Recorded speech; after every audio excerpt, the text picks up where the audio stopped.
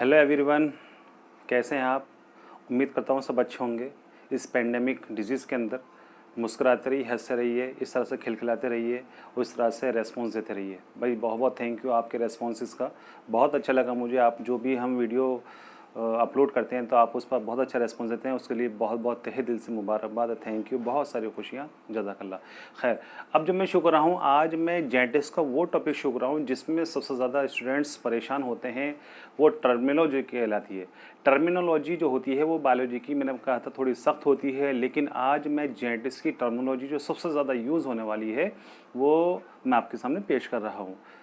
तो उसमें कुछ ऐसे बेसिक टर्मिनोलॉजी है जो आपके लिए बहुत इंपॉर्टेंट है और हर बच्चा यहाँ पर आकर कंफ्यूज हो जाता है, लेकिन इंशाल्लाह मैं कोशिश कर रहा हूँ कि आपकी इस टर्मिनोलॉजी को, इस कंफ्यूजन को, इस टेंशन को मैं दूर कर दूँ। तो उसके लिए हाजिर है आपके सामने basic terminology and some symbols which use in genetics. तो जेनेटिक्स में कौन कौन से सिंबल यूज़ होते हैं तो आपके सामने बेटा मैं शो कर रहा हूँ। जैसे सिंबल होते हैं जैसे कि कैपिटल टी, स्मॉल टी, ये सब क्यों यूज़ होते हैं वो बताऊंगा, ठीक है। और दूसरा है इसके अंदर जो हमारी टर्मिनोलॉजी है वो क्या क्या है। तो सबसे पहले यहाँ देखेंगे, हमने यहाँ बोर्ड पर मैं लिख देता हूँ आपको, मैं पहले ही बता चुका हूँ, फिर आज बता रहा हूँ कि इसलिए कि आप इसका बेसिक वो ले लें, यानी कि पिक ले लें और इसको अपने पास नोट डाउन भी करके रख सकते हैं आप, ठीक है। तो यहाँ लिखा है basic terms and symbol use in genetics. तो सबसे बेहतरीन एक अल्फाज आता है जेनेटिक्स का, आता है, उसे कहते हैं फैक्टर। तो पहला जो हमारे यहाँ जो टर्म है उसे कहते हैं फैक्टर। तो फैक्टर आखिर होता क्या है। तो जो फैक्टर यूज था बायोलॉजी में, सबसे पहले यूज़ करने वाले थे हमारे फादर ऑफ जेनेटिक्स, जिन्हें हम कहते हैं मेंडल। तो मेंडल ने सबसे पहले बायोलॉजी में इस टर्म को यूज़ किया था और इस फैक्टर को, यानी कि इस टर्म को यूज़ करके फैक्टर बोला। अब ये फैक्टर होते क्या हैं, तो जनरली मैं आपको बता दूं, मेंडल को नहीं पता जीन्स होते हैं। मतलब उन्होंने कहा था कुछ फैक्टर्स हैं जो इन्फॉर्मेशन को ट्रांसफ़र करने में हेल्प करते हैं, लेकिन उन्होंने जीन टर्म नहीं दिया था। तो gene term was propose by Johnson. Johnson ने इसको प्रपोज किया था, लेकिन मेंडल ने इसको फैक्टर बोला था। तो जनरली होता क्या देखेंगे, तो ये क्या है, फैक्टर यूनिट ऑफ हेरिडिटी कहलाता है। सबसे पहली बात, इसको हम जीन नहीं कहकर यहाँ पर फैक्टर बोलते हैं, जो मेंडल ने यूज़ किया था। सबसे पहली बात ध्यान में रखना, ठीक है। ये यूनिट ऑफ हेरिडिटी कहलाता है क्योंकि इन्फॉर्मेशन को ट्रांसफ़र करने में यही काम करता है, ठीक है। और देते हैं कंट्रोल वन कैरेक्टर। और हम जानते हैं जितने भी जीन्स होते हैं हमारी बॉडी के अंदर, तकरीबन कहा जाता है टोटल नंबर ऑफ जीन्स जो होते हैं वो तकरीबन 25,000 टू 35,000 मिलता है। कुछ बुक्स में मैंने पढ़ा 25,000 से 30,000 भी लिखा है, कुछ बुक्स में लिखा है 25,000 से 35,000। खैर थोड़ी सी कंट्रोवर्सी है, लेकिन मिनिमम जो है वो 25,000 हमारी बॉडी में जीन्स पाए जाते हैं, ठीक है, फिलहाल। तो कहते हैं कि जीन जो होते हैं वो फैक्टर कहलाता है अकॉर्डिंग टू मेंडल। मेंडल ने इसको सबसे पहले बेटा फैक्टर कहा था जीन को, उन्होंने जीन टर्म यूज़ नहीं किया था। दूसरा क्या है देखेंगे, ये जो हमारा फैक्टर टर्म है ये इक्वलेंट टू द जीन्स है, जीन्स के भी इक्वल सिमिलर काम करता है जी, ठीक है। दूसरा जो हमारी टर्मिनोलॉजी है वो कहलाते हैं एलील्स और एलिलोमॉर्फ्स। ये एलील्स क्या होते हैं, एलिलोमॉर्फ्स और एलील्स में क्या फ़र्क होता है, तो ये टर्मिनोलॉजी हमारे लिए ये भी एक टिपिकल हो जाती है। हम पढ़ते रहते हैं जेनेटिक्स जेनेटिक्स जेनेटिक्स, तो जेनेटिक्स से डिटेल में इससे पहले अपनी अपलोड मूवी में मैं बता चुका हूँ, ठीक है। अब फिलहाल मैं पढ़ा रहा हूँ एलील्स क्या होते हैं। तो alleles are called alternate form of a gene. Gene की ऑल्टरनेट फॉर्म को हम कहते हैं बेटा एलील्स कहते हैं। देखो ये जो हमारे ये एलिस का यूज़ किए जाते हैं, ये यूज़ किए जाते हैं इसलिए कि हमारे जहाँ जीन्स को हम देख नहीं सकते वहाँ को सिंबल प्रोवाइड किए जाते हैं, ठीक है, जिससे हम कहते हैं जीनोटाइप भी कहते हैं। जीनोटाइप सिंबल यहाँ मैं बताऊंगा आपको, ये यहाँ पर टेबल बनाइए, बहुत काम की चीज़ है, उसको मैं आगे एक्सप्लेन करूँगा। तो एलिस ऑलवेज, और ख़ास बात, alleles always present in pairs, हमेशा जहन में रखेंगे जितने भी एलिल्स होते हैं वो हमेशा पेयर्स में प्रेजेंट होते हैं। अगर उन एलिल्स को आप अलग कर देंगे, सेपरेट कर देंगे, तो वो बन जाते हैं गैमीट्स। अब आप उसको एलिल्स नहीं कहते, जब दोनों गैमीट्स को मिला दोगे, इकट्ठा कर दोगे, तो क्या कहलाएगा बेटा, वो कहलाता है फिर हमारे एलिल्स कहलाते हैं। तो देखेंगे इसमें यहाँ लिखा है alternate form of a gene. अब इसमें होता क्या है कि इसमें हमेशा दो होते हैं, ये कह रहे हैं 2 एलिलिक फॉर्म्स होती है इसके अंदर, यानी कि इसका मतलब है कि all alleles are present in pairs. 2 allelic form का मतलब क्या है जो लिखा है, हम कहते हैं इसको ऑलवेज प्रेजेंट इन पेयर्स। जैसे एग्जांपल कैपिटल टी और स्मॉल टी। तो कैपिटल टी स्मॉल टी का रिप्रेजेंटेशन क्या है ये बताते हैं हमारे एलिल्स को। अब इन टी को अलग कर दीजिए बेटा जी, ठीक है, तो ये गैमेट्स में तब्दील हो जाते हैं, जहन में रखिएगा बेटा जी, ठीक है। नेक्स्ट अब हमारा आता है फिनोटाइप, और दो अल्फाज, इससे दूसरा टर्म है जीनोटाइप। फिनोटिपिक कंडीशन और जीनोटिपिक कंडीशन क्या है, तो फिनोटिपिक कंडीशन को अगर हम देखेंगे तो यहाँ लिखा है बेटा ऑब्जर्वेबल मॉर्फोलॉजिकल अपीयरेंस।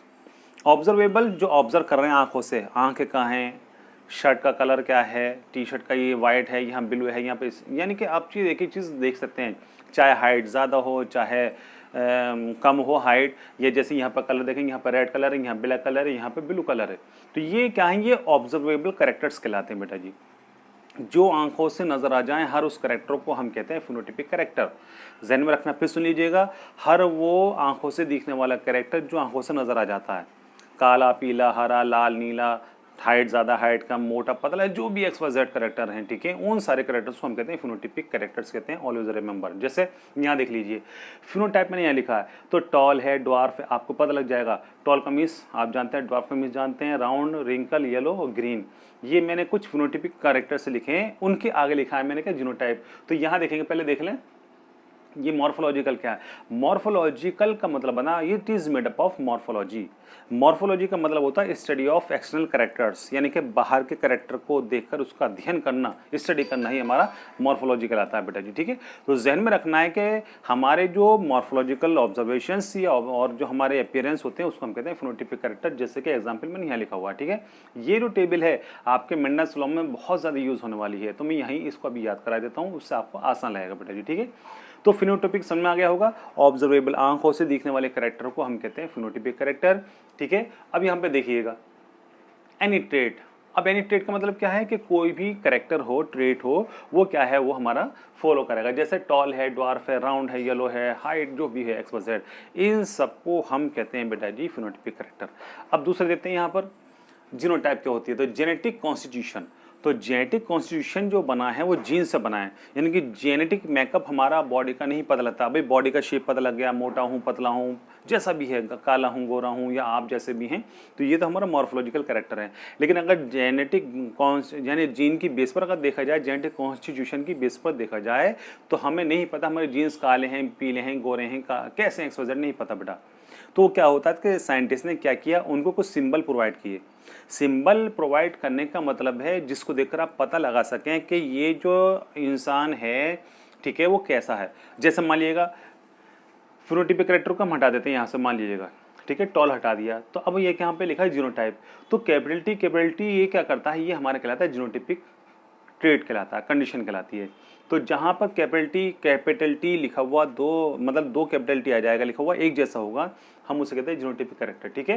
तो ये कैपिटल ये शो करता है कि ये जो क्या है, जीन को रिप्रेजेंट कर रहा है। कैसे कि अगर कहीं भी कैपिटल लिखा हुआ आएगा, इसका मतलब होता है कि हमारा जो भी कैंडिडेट था उसके अंदर जीन कैसे होंगे, तो बेटा वो किसको शो करेंगे, वो टॉल को शो करेंगे। अब दूसरी जेनेटिक कंडीशन, जो है कंडीशन क्या हो सकती है, कैपिटल टी स्मॉल टी। इसका मतलब है कि अगर जहाँ भी एक कैपिटल टी आएगी, ध्यान में रखना, कैपिटल टी आएगी तो वो टॉलनेस को शो करेगा, और दूसरी चाहे स्मॉल हो चाहे टॉल हो। तो इसका मतलब होता है कि जहाँ कैपिटल टी रिप्रेजेंट होगी वहाँ पर टॉलनेस कैरेक्टर अपियर होंगे, ठीक है। वो मैं डोमिनेंट और रिसेसिव बता दूंगा आने वाले वक्त में, ठीक है। इसी तरह से डॉर्फ के लिए देखिए, जो हम डॉर्फ का मतलब होता है नाटू, यानी कि छोटा, टिंगू। तो छोटा जो बेबी होता है, यानी कि बेबी का, आप सर्कस में गए होंगे जनरली, अलीगढ़ नुमाइश लगती है तो वहाँ सर्कस आते हैं। फिलहाल तो हालात बहुत ख़राब थे, लगी, लेकिन बहुत अच्छा नहीं रहा इस बार। तो वहाँ देखोगे आप छोटे छोटे 2-2, 3-3 फीट के इंसान होते हैं, ठीक है। तो उन्हें कहते हैं हम ड्वार्फ ह्यूमन कहते हैं उनको बेटा जी। हमारी हाइट अगर 5 और 6 के फीट के बीच में है तो हम लोग नॉर्मल कहलाते हैं, लेकिन अगर 2 से 3 फीट हाइट कहलाती है तो वो कहलाते हैं ड्वार्फ कहलाते हैं बेटा जी, ठीक है। तो उसके कैरेक्टर क्या है, तो जीनोटाइप का मतलब है कि अगर कहीं कैपिटलिटी आता तो वो टॉलनेस को शो करता है। लेकिन अगर हमारा जीनोटाइप क्या है, स्मॉल टी कहीं आ रहा है नज़र, तो उसका मतलब क्या है कि वो कैंडिडेट कैसे होगा, वो ड्वार्फ हो जाएगा। ऐसे ही राउंड के लिए कैपिटल आर आ जाएगा बेटा। तो ये क्या है, देखो आपको समझाने के लिए कितना अच्छा किया साइंटिस्ट ने। टॉल का टी ले लिया तो क्या शो कर रहा है, ये जीनोटाइप शो कर रहा है, तो उसका मतलब है टॉल हो गया। और राउंड का आर ले लिया तो इंसान क्या समझ में आ जाएगा कि R4 राउंड होता है, ठीक है, तो क्लियर हो जाएगा। येलो का वाई ले लिया। तो ये साइंटिस्ट ने क्या किया, आपको समझाने के लिए, बच्चों की समझ में आसानी से आ जाए, हर अल्फाज को, हर टर्म को ऐसे लिया कि हर किसी की समझ में आ जाए बेटा। तो मैं समझता हूँ कि जीनोटाइप फिनोटाइप क्लियर हो चुका होगा, ठीक है। तो फिनोटाइप क्या होते हैं, दिखने वाले कैरेक्टर जो आंखों से नजर आते हैं, और जीनोटाइप होते हैं जो नजर नहीं आते लेकिन उनको सिंबल से पहचाना जा सकता है, ठीक है। तो यहाँ कह रहे हैं जेनेटिक कॉन्स्टिट्यूशन कहते हैं, जैसे capital R, capital Y, small r, capital T, small t, ये क्या कहलाती है, सिंबल होते हैं। तो जीनोटाइप को हमेशा क्या करेंगे हम सिंबल से रिप्रेजेंट करते हैं बेटा जी, ध्यान में रखिएगा, ठीक है। अब आता है होमोजाइगस कंडीशन। होमो जो टर्म आता है, होमो आता है सेम के लिए। जैसे आजकल हमारे यहाँ जो सोसाइटी है, यहाँ पर होमोसेक्सुअलिटी बेटा मतलब वो लीगल हो चुकी है। तो होमो का मीन्स होता है सेम। सेम का मतलब होमोसेक्सुअलिटी का मतलब जब दो एक जैसे सेक्स यानी कि जेंडर आपस में मैटिंग करें, मेल मेल के साथ मैटिंग करे, फीमेल फीमेल से कह रहे हैं, तो ये हम होमोसेक्सुअलिटी कहलाता है। उसी होमो से बना है होमोजाइगस। तो होमो का मतलब होता है सेम, टू एलेलिक फॉर्म्स, लेकिन विच आर सिमिलर। तो सिमिलर का मतलब होता है एक जैसे होंगे वो दोनों। जैसे एग्जांपल यहाँ पे दे रखा है मैंने, capital capital, small r small r. तो यहाँ देखेंगे जो एलेलिक फॉर्म्स हमारी हैं, ये एलेलिक फॉर्म्स बेटा कैसी हैं, ये हमारी बेटा बिल्कुल सेम है, एक जैसी हैं, ठीक है, ध्यान में रखना, एक जैसी हैं। ये भी एक जैसी, ये भी एक जैसी, ये भी एक जैसी, ये भी एक जैसी। इसका मतलब क्या होता है कि ये हमारे जो एलेलिक फॉर्म्स होती हैं, जब वो सिमिलर टाइप की हो जाती हैं बेटा जी, तो हम उसे कहते हैं, क्या बोलेंगे उसको, होमोजाइगस कंडीशन। अब इसका अपोजिट दूसरा टर्म और आता है, उसे हम कहते हैं हेटेरोजाइगस कंडीशन। तो यहाँ भी दो एलेलिक फॉर्म्स ही होंगी, लेकिन कैसे होंगी, विच आर डिसिमिलर, वो आपस में डिसिमिलर होती हैं। इसका क्या मतलब होता है कि देखिए एलेलिक जो होमोजाइगस कंडीशन थी वहाँ पे दोनों एक जैसे, होमो का मीन्स सेम, दोनों सेम हो जाते हैं, लेकिन हेटेरो में आता है डिफरेंट। तो यहाँ कैसे हो जाएगा, देखिएगा यहाँ पर capital T small t, capital R small r, capital Y small y, एक कैपिटल एक स्मॉल, तो इससे कहते हैं डिसिमिलर। तो ये जो हेटेरोजाइगस कंडीशन होगी वो हमेशा डिसिमिलर टाइप की होगी। और इंशाल्लाह जैसे मैं पढ़ाऊंगा वहाँ पर, जब मेंडल्स लॉस क्लियर करूँगा इंशाल्लाह, वहाँ पे क्लियर हो जाएगा आपका, ठीक है। अब देखेंगे दूसरे, देखते हैं मोनो हाइब्रिड क्रॉस। मोनो का मतलब होता है IUPAC, अगर आपने केमिस्ट्री में पढ़ी है तो IUPAC के अकॉर्डिंग हम देखते हैं कि मोनो का मतलब होता है वन, ठीक है, ध्यान में रखना। और हाइब्रिड में आगे शो करूँगा हाइब्रिड होता क्या है। तो मोनो हाइब्रिड क्रॉस का मतलब होता है क्रॉस बिटवीन टू इंडिविजुअल्स, ध्यान में रखना, बड़ी अच्छी चीज बता रहा हूं ये भी,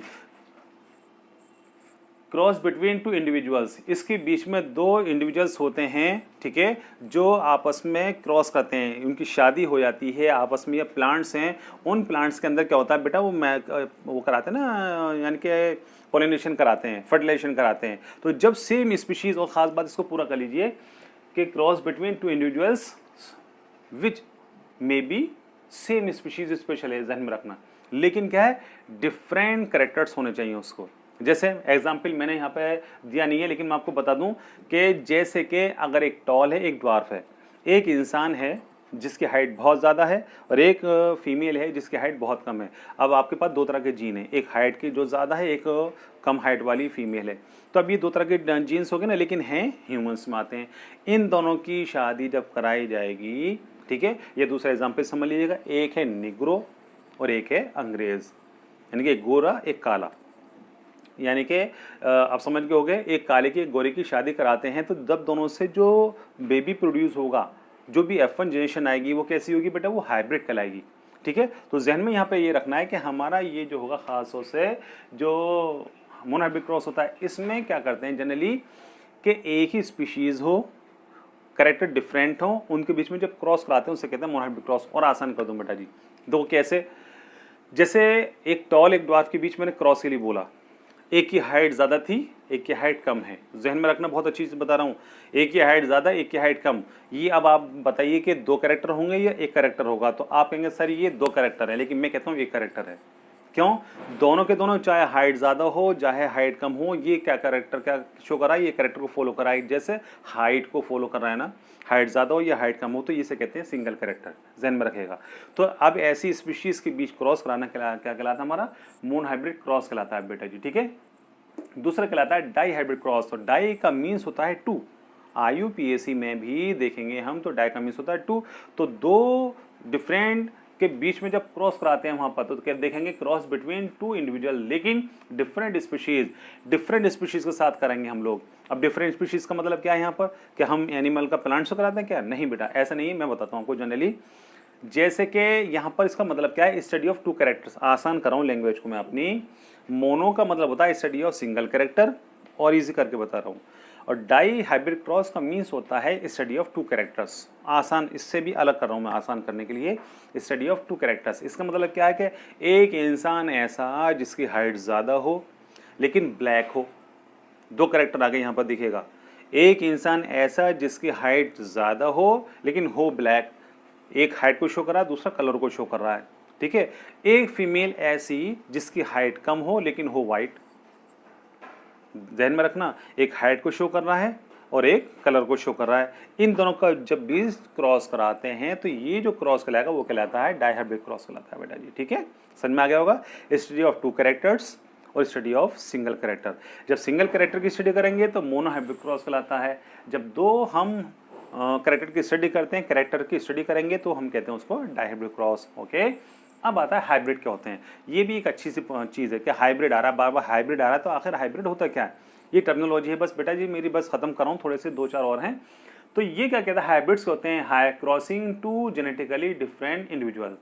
ये कह रहे हैं जी कि वो क्रॉस जिसमें 2 डिफरेंट एनिमल के बीच जब क्रॉस कराते हैं, लेकिन कैसे, जेनेटिकली डिफरेंट, वो विच में भी जेनेटिकली डिफरेंट। उनका मतलब क्या है कि बिल्कुल अगर देख लेंगे हम 2 ट्विंस हैं जो कि आइडेंटिकल हैं, उनके बीच शादी हो जाएगी, नहीं हो सकती, भाई भाई में शादी नहीं हो सकती बेटा जी, ठीक है।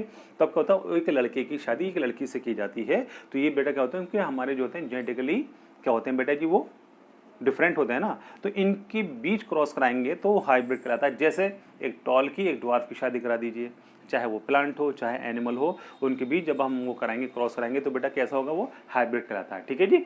अब आता है एफर्मेशन, जो बहुत इंपॉर्टेंट चीज़ है। F1 की फुल फॉर्म भी आती है। What is the full form of F1 generation? तो F1 का मतलब होता है फर्स्ट फिलियल जनरेशन। देखो जैसे F1 और फर्स्ट फिलियल जनरेशन, अब यहाँ पर मैंने इसको यानी कि डिस्टिंग्विश किया है, अलग अलग आइसोलेट करके बताता हूँ। तो फाइलस, ये फिलियल जो बना है वो 2 टर्म से बना है, फाइलस और फिलिया, 2 अल्फाज ध्यान में रखना। तो फाइलस का मीन्स होता है बेटा और फिलिया का मीन्स होता है डॉटर। ये बहुत अच्छी टर्मिनोलॉजी है जो आपके हर एग्जाम कंपटीशन में यूज़ होने वाली है। आपके टीचर को बताइएगा, बड़ा खुश हो जाएगा टीचर, और आप भी खुश होंगे, मैं भी खुश हो जाऊंगा, आप रेस्पॉन्स देंगे तो इंशाल्लाह, ठीक है। तो filial is made up of filius, filius means son and filia means daughter. अब ये जो फाइला और फिलिया, फाइलस है और फिलिया है, ये टर्म कहाँ से दिया है, ये बताए थे साइंटिस्ट हैं जिन्हें कहते हैं बैटसन। बैटसन ने 1905 में इनको प्रपोज किया था और एफर्मेशन को बताया था, ठीक है, ज़हन में रखिएगा। तो इस तरह से फाइलस और फिलियल एफर्मेशन क्लियर होगी। इसी तरह से आती है एफर्मेशन। अब बनती कैसे, ध्यान में रखना। तो यहाँ पर मैंने क्या लिखा है, produce from a cross between, 2 के बीच क्रॉस होता है इसके अंदर। जब 2 इंडिविजुअल के बीच क्रॉस होता है तो उससे क्या निकलता है, एफर्मेशन आती है। जैसे मान लीजिए मैं बहुत आसान फिर लैंग्वेज कर दूँ, मेरे पेरेंट्स, मुझे नहीं पता मेरे दादा, परदादा, लकड़दादा, कड़दादा, कितने दादा तरह के होते हैं, मुझे नहीं पता, आपको भी शायद नहीं पता होगा। तो कुछ लोग जो अपनी जनरेशन को लेकर चलते हैं, वो करते रहते हैं, उसका शजरा जो कहते हैं उर्दू में, उसे इंग्लिश में कहते हैं पेडिग्री। जब हम उसको बनाते हैं तो उसमें पता तो लग जाता है, लेकिन अब नहीं पता हम, तो मैं अपने आप को कहता हूँ, तो मेरे पेरेंट्स नहीं होते तो मैं शायद प्रोड्यूस नहीं होता। तो अपने मैं पेरेंट्स को मानता हूँ, मेरे पेरेंट्स क्या है, मेरा सॉरी F1 जनरेशन मेरे पेरेंट्स हैं, वो क्या हैं, मेरे पेरेंट्स। अब मैं जो प्रोड्यूस हुआ उनसे मैं कहलाऊँगा F1 जनरेशन। अब मैं बड़ा हुआ, मेरी शादी हुई, मेरे बच्चे हुए, तो बच्चे करेंगे F2 जनरेशन। अब F3 कैसे आएगी, जब मेरे बच्चों की शादी, या आपके बच्चे, आप भी तो शादी करेंगे इंशाल्लाह, ठीक है, बहुत सारे बच्चे हों आपके फिलहाल। तो अब कहने का मतलब क्या है कि जब बच्चों के बच्चे होंगे तो F3, F4 सारा चलते चली जाती है बेटा जी। तो F1 जनरेशन का मतलब समझ में आ गया होगा, ठीक है। अब ये क्लियर है। अब आते हैं एक और टर्म है जेनेटिक्स का, जीनोम। तो जीनोम कह रहा है कंप्लीट सेट ऑफ क्रोमोसोम। तो अगर जितने भी हमारी बॉडी में क्रोमोसोम्स होते हैं उसके कंप्लीट सेट को हम कहते हैं जीनोम। ज़हन में रखना बेटा जी, जितने भी होते हैं। अब हम इंसान की बॉडी में नंबर ऑफ क्रोमोसोम कितने होते हैं, तो आप बोलेंगे सर 46। तो इसके सेट को, टोटल को हम कहते हैं जीनोम कहलाता है। उसी से एक टर्म और निकलता है, उसे कहते हैं जीन पूल। तो जीन पूल क्या है कि एग्रीगेशन ऑफ ऑल जीन्स, यानी कि जो जितने भी नंबर ऑफ जीन्स होते हैं ठीक है। लेकिन खास बात, इंटर ब्रीडिंग पॉपुलेशन, एक पर्टिकुलर एरिया, जैसे हम रहते हैं अमीनी शाह के अंदर रहते हैं हम लोग, ठीक है, अमीनी शाह के अंदर जितनी भी पॉपुलेशन है उन सबके जीन्स को इकट्ठा कर लीजिए, this is called gene pool. तो इस तरह से बेटा जी आज मेरी ये वीडियो यहीं ख़त्म होती है, 20 मिनट के तकरीबन होने वाली है। तो मैं आपसे रिक्वेस्ट करूंगा कि मेरी इस वीडियो को लाइक करें, शेयर करें, कमेंट करें और सब्सक्राइब के साथ में बेल आइकन्स को भी ज़रूर दबाएँ, ठीक है। Thank you.